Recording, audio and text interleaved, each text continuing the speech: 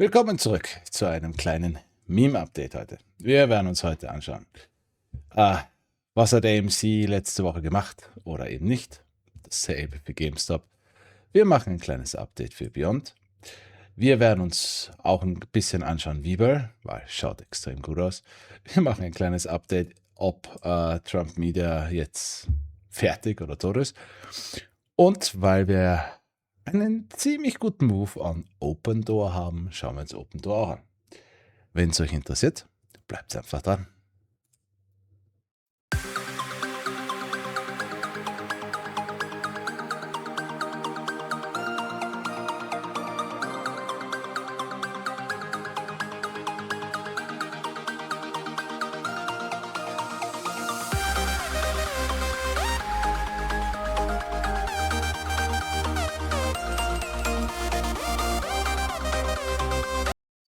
Wie immer, ich benutze die fraktale Methode. Ich werde das Erklärvideo wieder ans Ende des Videos hängen oder ihr sucht einfach nach der Playlist Fractal Method.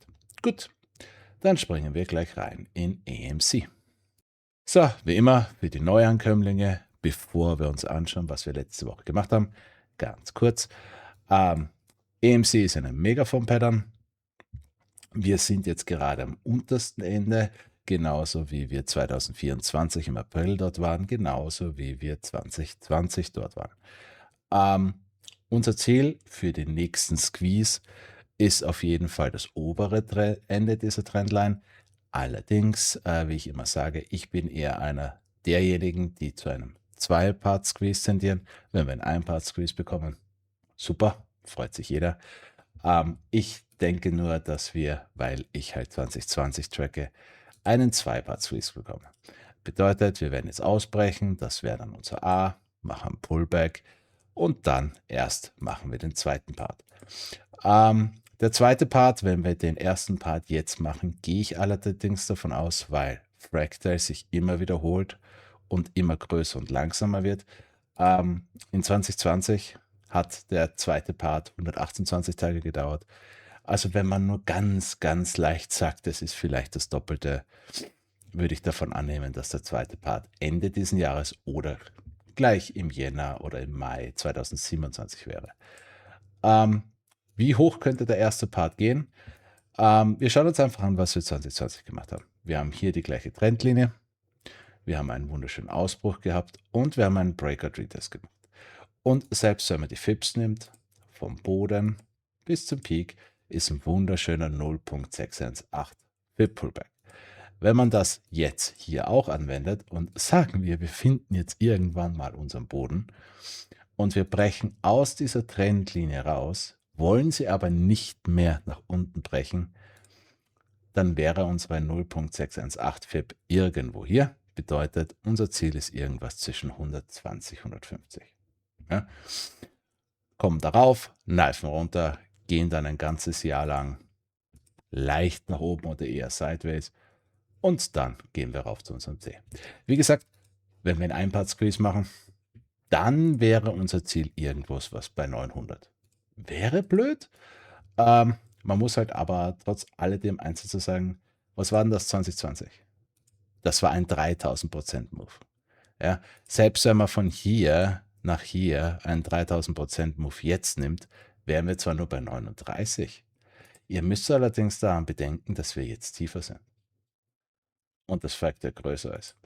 Also, ihr könnt es glauben oder nicht. Absolut eure Sache.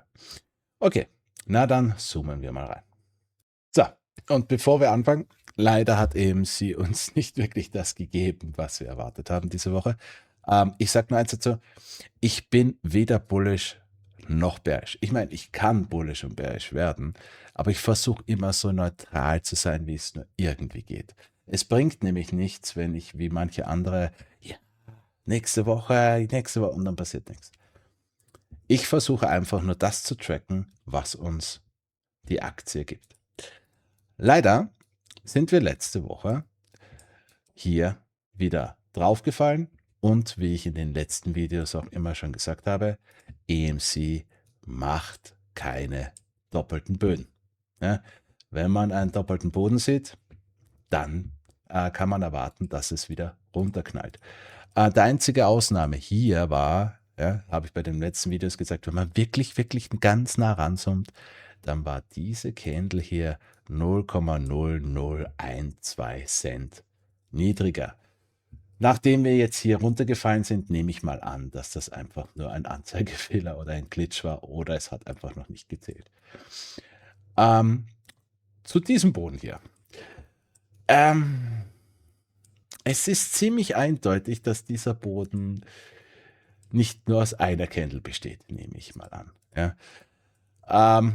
Sollten wir jetzt, nächste Woche, wegen warum auch immer, über 1,33 $ gehen, okay, könnte man ein bisschen bullish werden.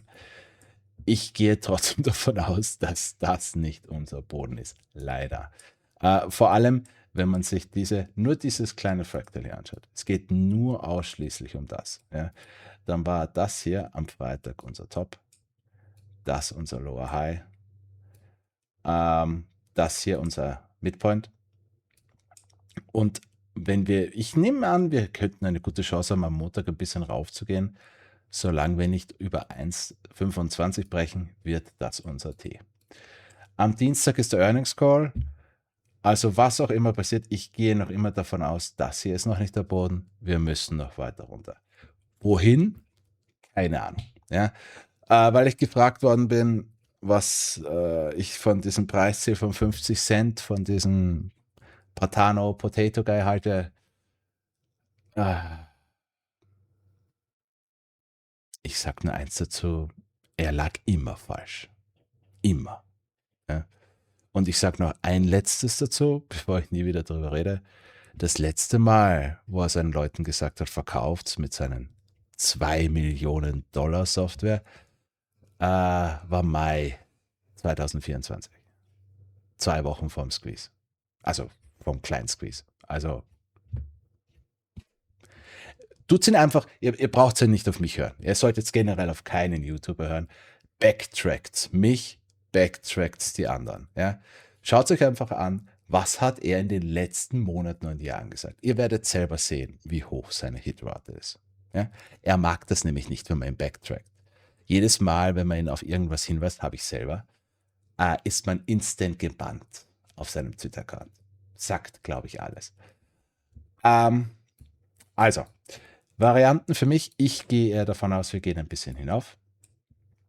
Für Variante 1 machen unser kleines C. Ich meine, man muss eins dazu sagen, das ist auf dem 30-minütigen Chart. Das könnte im Pre-Market erledigt sein. Ich sage es nur. Wir brauchen trotzdem meiner Meinung nach ein Lower Low. Wo das sein wird, kann ich euch nicht sagen. Wir haben hier unten einfach nichts. Also meinetwegen von 1,18 $ bis 50 Cent ist alles drin. Ich glaube allerdings ehrlich gesagt nicht, dass wir die 1-Dollar-Marke brechen werden. Das wäre dann unser Wie. Hoffentlich. Und zwar, ich möchte ein Wie sehen, was so ausschaut. Ja? Zumindest auf dem einstündigen Chart. Sowas. Nicht sowas, sowas. Was passiert danach? Danach, wir haben jetzt eine neue Trendlinie. Und zwar diese hier. Brauchen wir leider, wie immer, unser Higher Low. Ja? Und dieses Higher Low meiner Meinung nach wird nicht über 1,35 brechen. Wenn dieses Higher Low fertig ist, brauchen wir unser A. Dieses A, meiner Meinung nach, wird an der 200 EMA rejecten. Wo auch immer sie dann sein wird. Dann machen wir ein 0.5 Pullback und dann sind wir ready to go. Wäre Version 1. Version 2, die absolut bullische, warum auch immer, man sollte sie immer haben. Ist das unser Wie? Würde ich absolut nicht mögen, aber okay. Und wir brechen von hier aus hinaus. Alles über 1,33 wäre wirklich bullish. Variante 3. Wir sparen uns dieses Higher Low und gehen gleich zu A. Aber selbst dann bin ich der Meinung, wird dieses A an der 200 EMA rejecten, 0.5 Pullback und dann gehen wir. Ich bin absolut strikt dagegen, dass wir vom Boden ausgewiesen. War 2021 nicht, 2024 nicht und 2025 nicht. Ich sehe es einfach nicht. Meine persönliche Meinung. Ja, dann schauen wir uns gleich GameStop an. Für GameStop, auch für unsere neuen, eine ganz kleine Wiederholung. Ich muss allerdings sagen, ich muss jetzt am Tracking ein bisschen was ändern. Ja. Die Sache ist die, ich habe mir das jetzt wirklich angeschaut. Und zwar diesen Punkt und diesen Punkt. Ja. Wenn man bei TradingView Adjusted eingibt und mit den Zeiten ein bisschen rumhantiert, dann ist das hier ein Lower Low.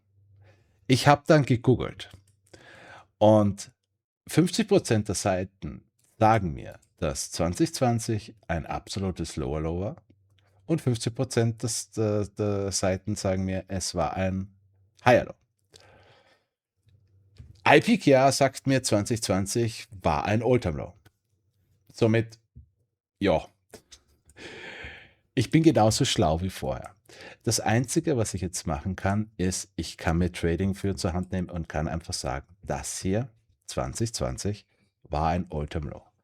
Hier kommen jetzt nur zwei Probleme zustande. Ja? Wenn das hier ein All-Time Low war, dann fehlt uns makrotechnisch ein Higher Low. Deswegen habe ich jetzt eine extrem bullische Variante und nur zur Warnung eine extrem bärische Variante. Wir fangen mit der bärischen Variante an. Die bärische Variante ist, dass das hier unser Higher Low ist.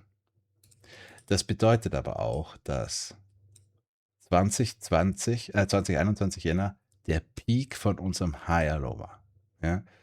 Bedeutet, Mai 2024 war unser Lower High. Und für die Leute, die mich jetzt schon länger beobachten, wissen jetzt, was kommt. Ja? Ich sag's gleich, ich glaube es nicht. Aber trotz allem, als Alternative würde bedeuten, wir werden hier runterbrechen. Wir müssen unter das Low von April 2024. Dann kommen wir wieder hoch. Das wäre unser T. Und ein Higher Low endet in der 786. Ja, das ist der absolute Shit-Part von diesem Ganzen. Das bedeutet nämlich, wir kneifen runter zu $2. Das Schlimmste an dieser Geschichte wäre nicht unbedingt der Preis. Das Schlimmste an dieser Geschichte wäre die Zeit. Weil das kann 2 bis 5 Jahre dauern. Und ich sage es gleich dazu, AMC würde das nicht überleben. Ja? Wenn die zwei komplett synkt gehen, überlebt AMC das nicht. Die absolut bärische Variante, die Alternative, ich sehe es nicht. Aber damit wir es haben. Die bullische Variante bedeutet, das ist noch immer unser Makro-Higher Low.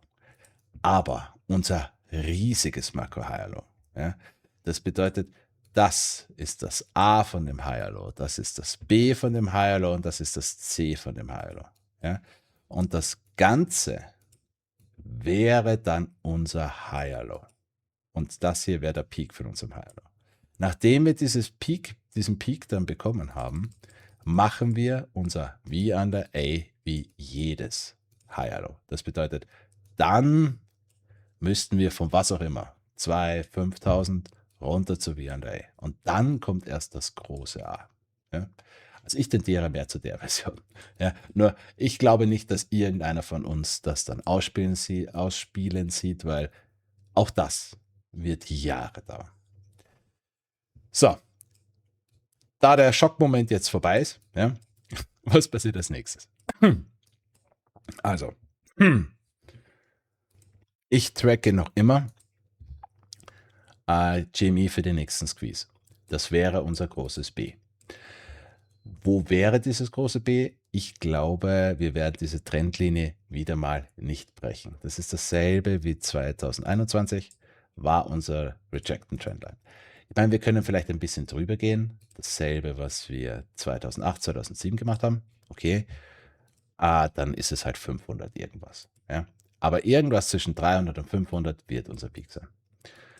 Und dann werden wir dasselbe machen, was GameStop immer macht. Wir gehen in einem ein Part Squeeze hinauf, genauso wie Jänner 2021, genauso wie Mai 2024. Kneifen instant wieder runter, ja, genauso wie damals, genauso wie 2024 und schießen aber trotzdem noch einmal hoch. Dasselbe, was wir 2021 mit dem Lower High gemacht haben, dasselbe, was wir 2024 mit dem Higher Low gemacht haben.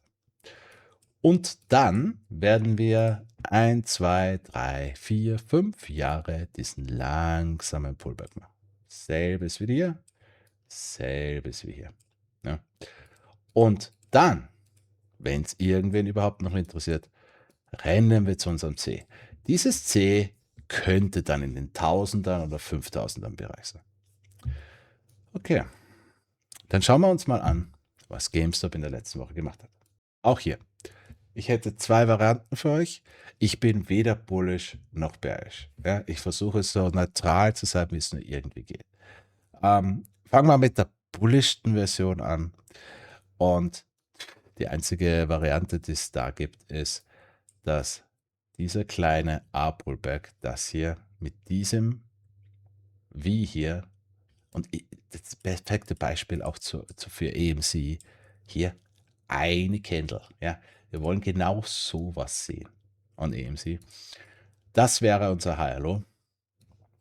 Am Montag brechen wir nach oben, brechen aus, gehen zu unserem A, was irgendetwas über 28 sein sollte, machen unseren 0.5 Pullback, ich meine, der wäre jetzt dann hier, oder 6.18 Pullback. Und wenn wir dann fertig sind damit, sollte AMC auch fertig sein und wir schießen nach oben. Ja, also Squeeze technisch. Ich bin nur eigentlich nicht davon überzeugt, aber als Alternative. Für die andere Alternative, für mein Main Tracking, ist das hier leider kein A, das ist einfach nur ein kleines Higher Low, noch immer. Wir sind hier an der Trendlinie rejected, wir sind nicht über T. Und in meiner Meinung war das hier, was wir letzte Woche gemacht haben, am Donnerstag unser T-Peak. Der T-Peak nur von dieser Version hier. Ich gehe also jetzt davon aus, dass wir noch immer hier runter müssen zu 21,36. Ja. Dann wäre dieses Higher Low hier fertig. Ja. Das V wird noch immer stehen. Und danach würden wir dann unser A machen. Nachdem wir das gemacht haben, bouncen wir hier, brechen über die Trendlinie, brechen über T. Und das wäre unser A. Dann noch immer das 6 Breakout Retest hier und dann squeezen wir. Ja.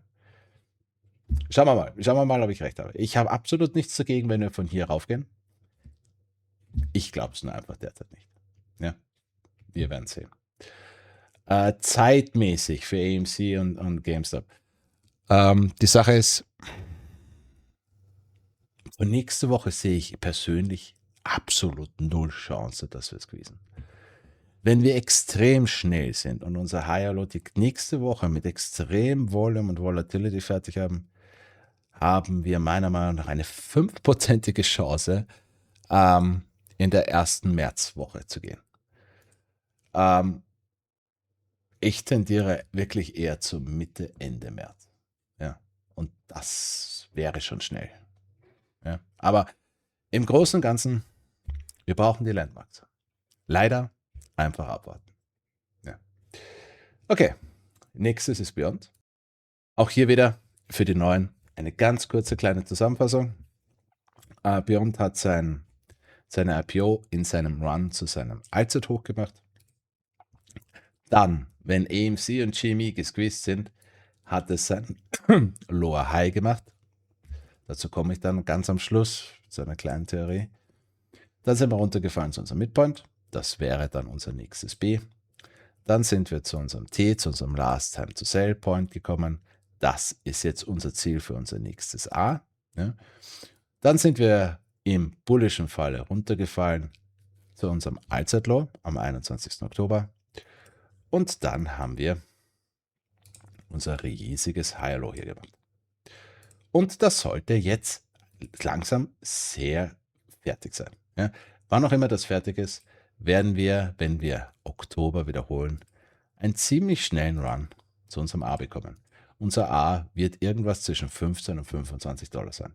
Meiner Meinung nach, das sollte auch relativ schnell gehen. Nachdem wir das fertig haben, bekommen wir dann einen 0.5 Pullback oder einen Breakout-Retest. Bedeutet, wir werden wieder zu 2 oder einen Dollar fallen, allerdings ohne unter diese Trendlinie hier zu fallen. Und das wird länger dauern. Der Pullback wird länger dauern. Hat man auch gesehen beim Higher Low, das hat Monate gedauert. Also wird dieser Pullback auch Monate dauern.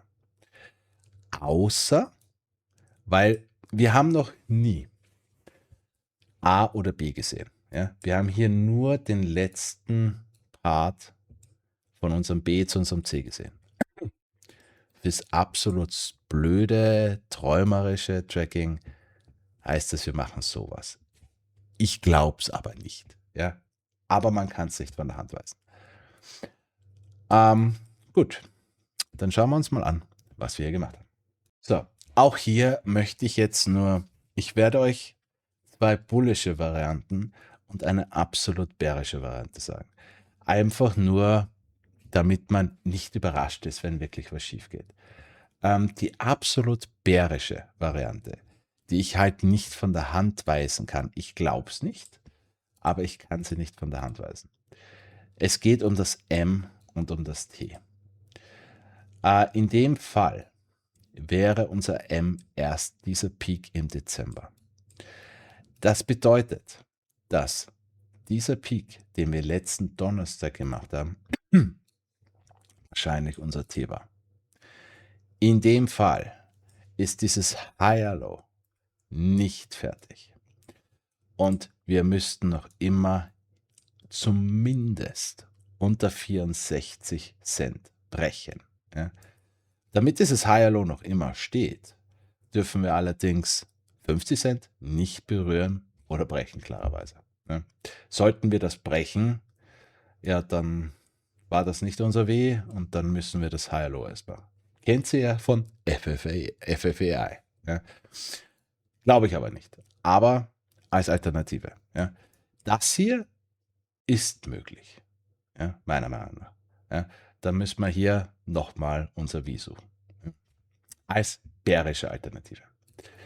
Für die bullische Variante hat sich nicht viel geändert. Bedeutet, was war das? Februar, der 5. war unser Wie. Ja, bedeutet, hier am Februar, den 5. war unser Higher Low fertig. Und was wir seitdem hier machen, ist ein Higher Low nach dem anderen. Weil wenn man sich das genau anschaut, ja, das ist unser Higher Low, das ist ein Higher Low und das ist ein Higher Low.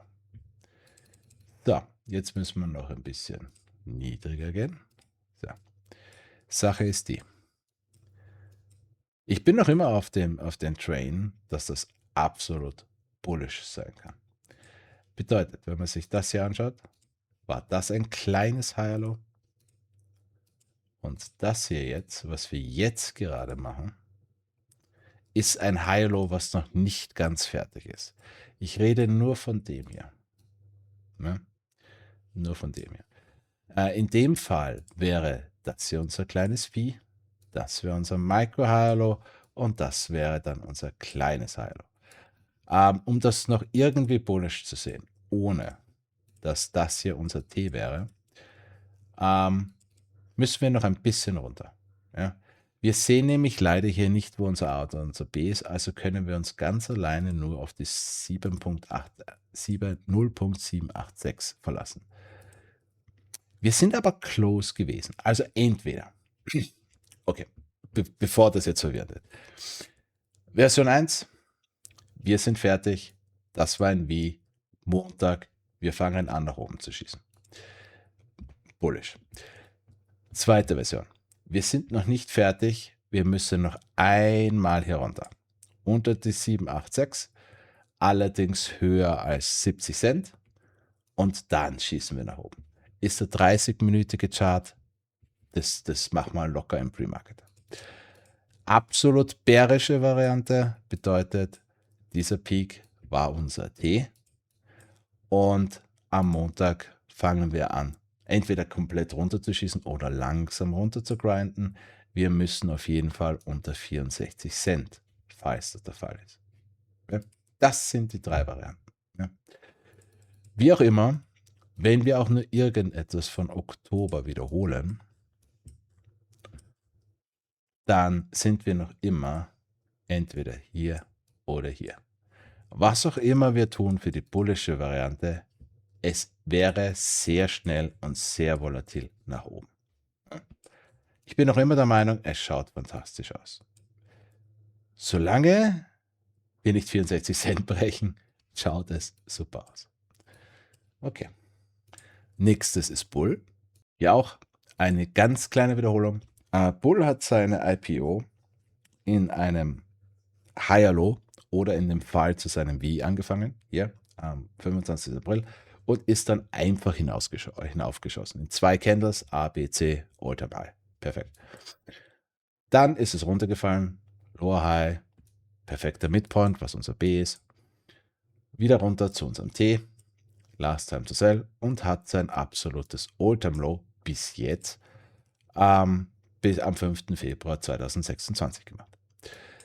Wenn wir jetzt fertig sind mit unserem V und unserem kleinen Higher Low, dazu kommen wir gleich, unser nächstes Ziel für A, fürs normale Tracking, ist irgendwas über $10, ich würde sagen bis 14, 15 Dollar. Und ich gehe noch immer davon aus, dass wir dieses Peak bis spätestens 20. März bekommen. No financial advice. Dann ein 0.5 Pullback, dann geht's rauf zu B. Irgendetwas um die 18,25 Dollar. Wieder 0.5 Pullback, dann rennen wir zum Allzeithoch rauf oder nicht. Fürs normale Tracking. Fürs blöde Tracking wiederholen wir die IPO. Was einfach bedeutet, wir sind fertig mit Higher Low und schießen instant nach oben. Ja.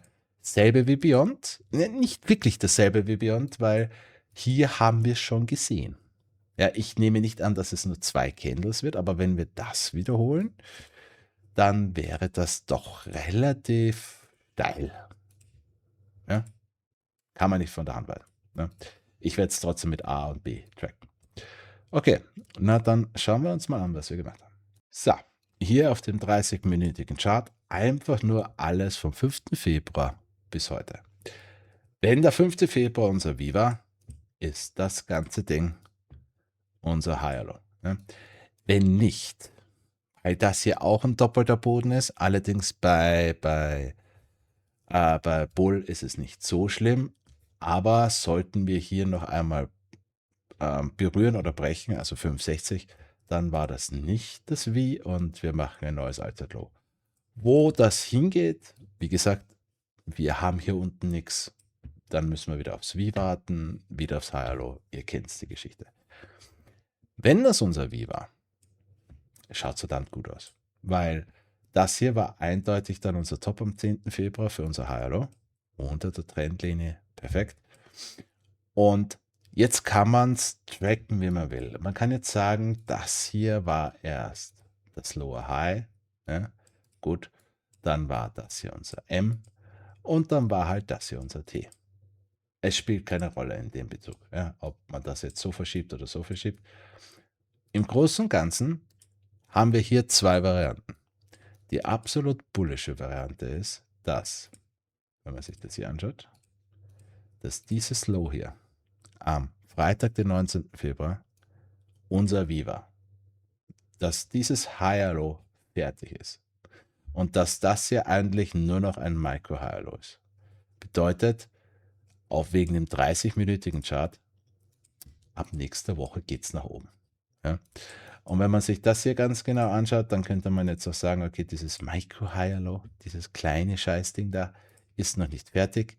Wir müssen jetzt doch hier runter, bedeutet 1 Cent unter 5,83, aber dann geht's noch. Ist noch immer extrem bullish. Die zweite Variante, ohne dass wir unser Allzeit-Low brechen, bedeutet in meiner Meinung nach nur eins: Wir sind hier noch nicht ganz fertig. und wir müssen jetzt noch ein Lower Low runter. Bedeutet, wir müssen hier einmal noch runter. Weil wir hier noch diese Variante gibt es für mich persönlich nur, weil wir hier noch eine Gap haben. Ja, ich rede von der Gap vom 5. Februar. Von 5,70 bis 5,79. Ja. Bedeutet, wir müssen diese Gap noch füllen, bevor wir raufgehen. Ja. Bedeutet nächste Woche vielleicht auch nur Montag, Dienstag, weil die Bull muss nicht unbedingt immer nur Montag, Freitag laufen. Diese Regel gibt es derzeit nur für AMC und GME. Müssen runter, Gap füllen und dann schießt man nach oben. Ja. Zu was ich mehr tendiere, ich muss sagen, ich bin 50-50. Ja. Für Levels alles über 6,31 und wir gehen nicht mehr runter. Ja, und wenn wir runtergehen, kann ich erst. Nee. Ich meine, wenn ich euch jetzt sage, wenn wir 5,78 brechen, dann füllen wir die Gap bei 5,70, bringt euch das nichts. Ja. Also, ja. Kann ich nur sagen, alles über 6,31, super. Andernfalls schauen wir, was wir machen. Okay? Okay. Gut. Nächstes ist DGT. So, für DGT ganz offen. Ja. Wir lagen einfach eindeutig, oder ich, ja, nicht wir, sondern ich. Ja, mein Tracking war falsch. Weil ich habe ja gesagt, dass das hier unser schönes High-Low war. Hat doch super ausgeschaut. War es aber nicht. Das war eindeutig unser T. Ja. Zu meiner kleinen Verteidigung, ja, es hat halt wie ein High-Low ausgeschaut. Aber, wie gesagt, ich zeige es, ja, und ihr könnt sogar in die Kommentare reinschreiben, so, haha, du lagst falsch, das war nicht unser High-Low. Und ich werde euch dafür nicht bannen. Im Gegensatz zu Potano zum Beispiel. Ja? Weil, ja, ihr habt recht. Punkt. Ja? Und aus Fehlern kann man einfach nur lernen. Es hat sich aber im Großen und Ganzen nicht viel geändert. Zum Tracking. DGT hat sowas ähnliches gemacht wie Bull, wie Weber. High-Low wie 2 Candles hinauf zu seinem Allzeithoch. Danach, wie immer, riesiges Lower High, riesiges M und noch riesigeres T.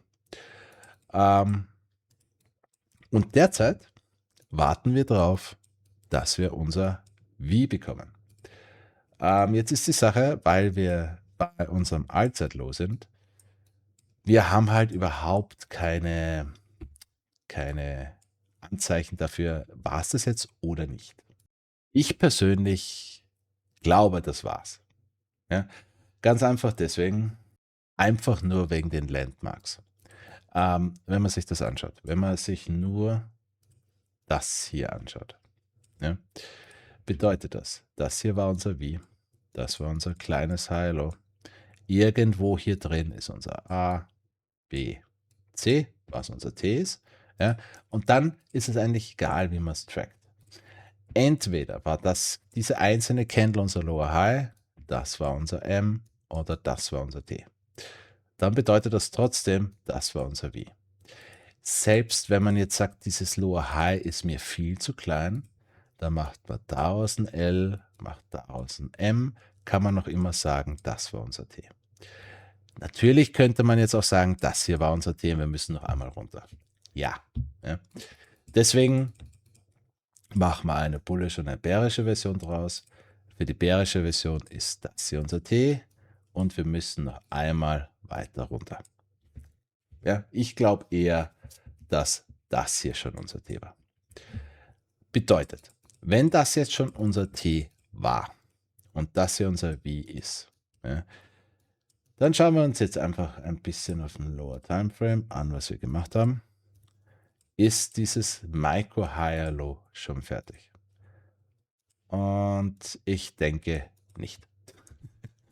Also für dieses Micro Higher Low müssen wir jetzt auf jeden Fall noch hier drunter. Das bedeutet 1 Cent unter $10. ja, dann wäre dieses Micro Higher Low fertig. Was würde dann passieren?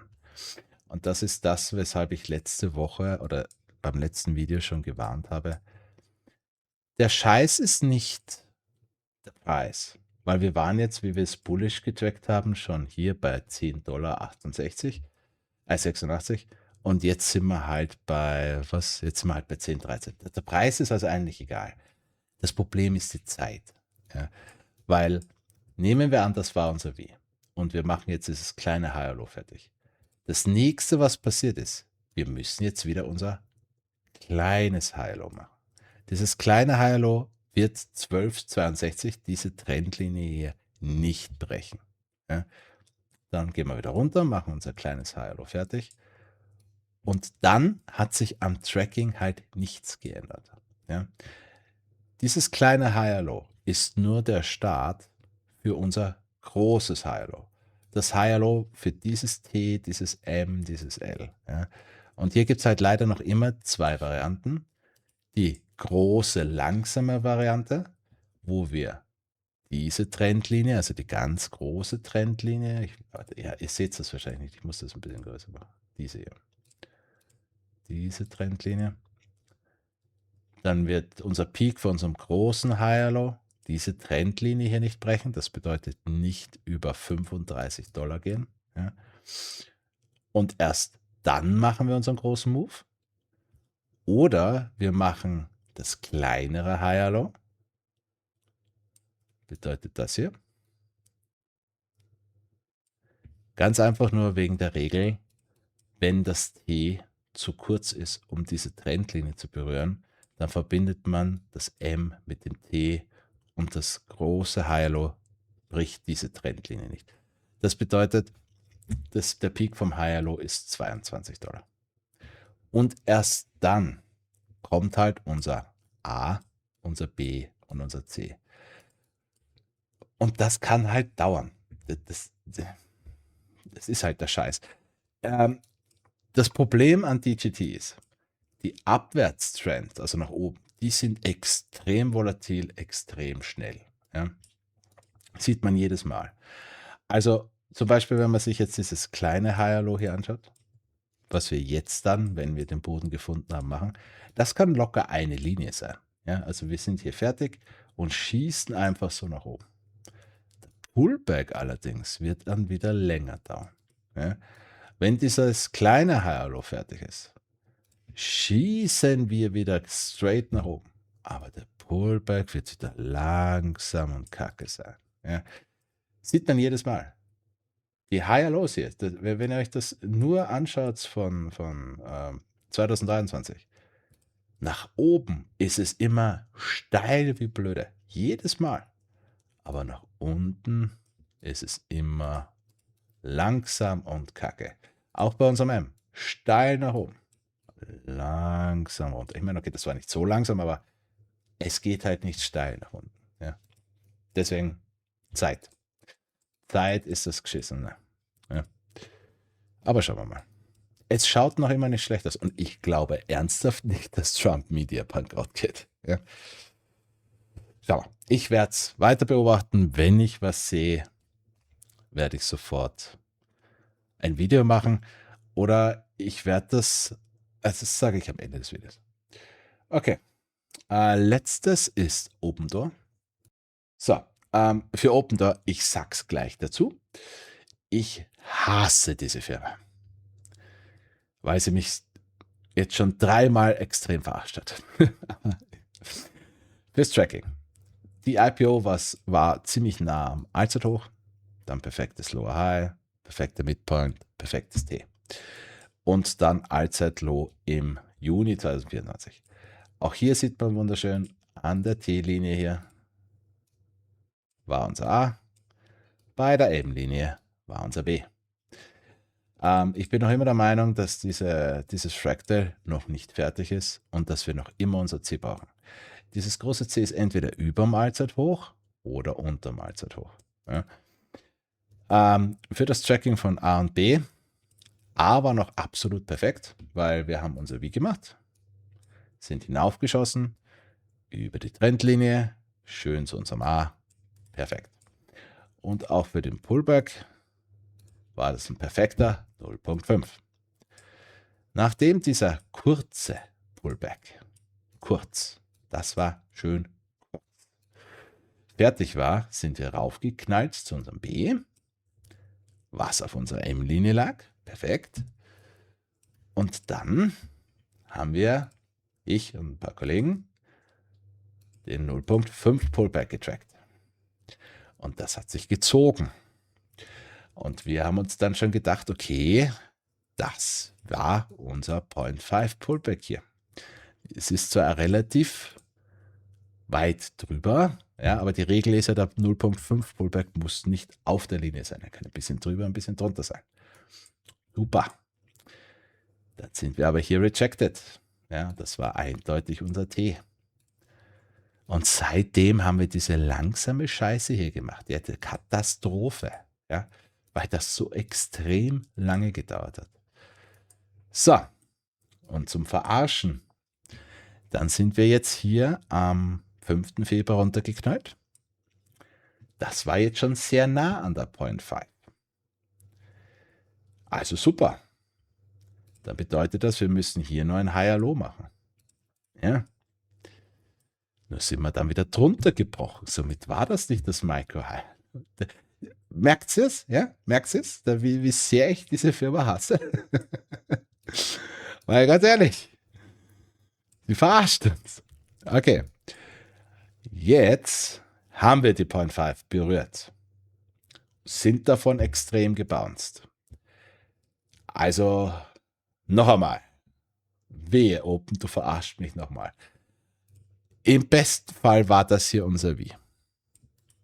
Schaut wunderschön aus. Im besten Fall machen wir jetzt unser Higher Low. Also unser kleines Higher Low. Bedeutet, wir müssen jetzt noch hier runter, was ist das? 4,53. Ja? Und danach schießen wir rauf zu C. Und mit Schießen rauf meine ich Schießen rauf. Weil auch Open, der Push zu A war einfach nur hinaufschießen. Der Push zu B war schon ein bisschen langsamer, aber trotzdem noch hinaufschießen. Ich gehe also davon aus, dass der Push zu C auch hinaufschießen muss. Ja. Für Price Targets, das Problem ist, wir sehen nicht, was es war. Also vor dem C. Also für Price Targets, wir müssen auf jeden Fall über 11, weil C kann nur über B sein. Und dann fürs konservative Tracking würde ich irgendwas sagen zwischen 39 und 25. Oder wir brechen einfach Allzeit hoch und was auch immer. Ja. Werden wir sehen. Allerdings mindestens über 11. Kein finanzieller Ratschlag, Advice. Wenn uns dieses Scheißding nicht verarscht. Ja, ich sag's dazu. Wenn wir jetzt dann wieder hier drunter brechen, dann kriege ich einen Auszug. Okay. Ich glaube, ich habe nichts vergessen. Ja. Für alle anderen hat sich nichts geändert. Ja. Vielleicht mache ich morgen, ich schaue mir die anderen nochmal ganz genau an, aber ich glaube, am Tracking hat sich nichts geändert. Bezüglich, was ich vorher gesagt habe. Wenn ich irgendetwas sehe, was Tracking extrem ändert, ja, ich habe jetzt einen X-Account gemacht, wenn sich wirklich ad hoc schnell was ändert, dann werde ich dort schnell ein Bild mit einer kleinen Beschreibung posten. Wenn es euch interessiert, könnt ihr auf X folgen. Die einzige Sache ist halt, schnell ein Video machen, das geht halt nicht so schnell. Und wenn dann YouTube auch noch ein bisschen rumspackt und hochzuladen, es geht halt nicht so schnell. Ja, ich sag's nur falls euch interessiert. Ja. Ich nehme nicht an, weil mein Tracking normalerweise mit den Alternativen ziemlich gut alles abdeckt, dass ich das oft benutzen muss, nur falls. Ja. Okay. Wie immer, wenn es euch gefallen hat, gebt mir ein Like. Erklärvideo für die Methode hier. Playlist hier. Und wenn ihr mehr sehen wollt, dann gebt mir ein Abo. Schauen wir mal, was nächste Woche passiert. Wir sehen uns.